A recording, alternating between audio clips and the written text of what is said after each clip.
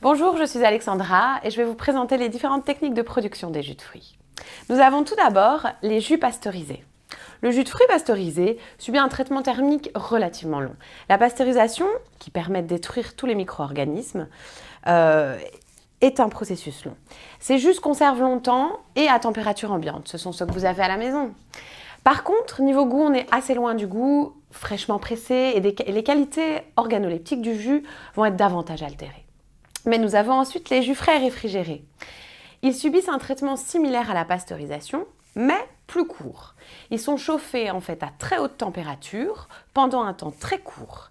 Puis ils sont refroidis en quelques secondes et sont ensuite conditionnés dans un emballage stérilisé que vous voyez ici. C'est ce qu'on appelle la flash pasteurisation. Ils se conservent au frais environ 3 semaines à 3 mois selon les procédés qui auront été utilisés.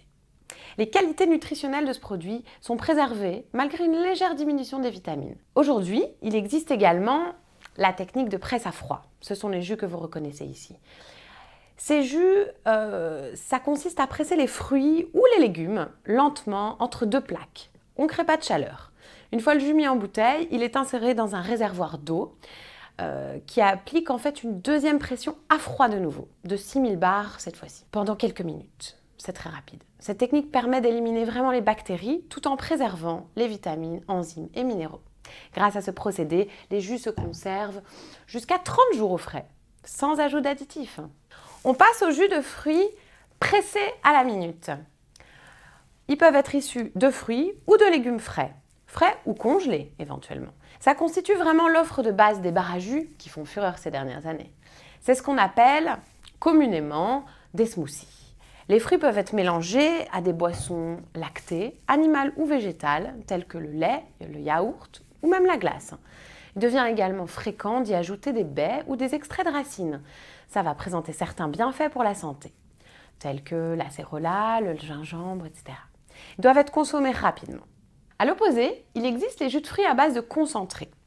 Là, on presse les fruits, puis on les chauffe de manière à réduire l'eau contenue dans le jus de fruits, avant de congeler le concentré. Ce procédé est utilisé pour réduire le stockage, diminuer les coûts de transport et améliorer l'impact environnemental. Le jus est ensuite reconstitué sur le lieu du conditionnement, par adjonction de la même quantité d'eau qui avait été auparavant enlevée, ou un peu plus dans le cas des fruits pulpeux, notamment la banane, la pêche, l'abricot ou même la mangue. Ce procédé va leur permettre d'atteindre une durée de vie beaucoup plus longue. En effet, ces jus, vous êtes habitués à les garder chez vous sans problème. Certains fabricants ajoutent parfois du sucre pour rectifier également la saveur. Voilà.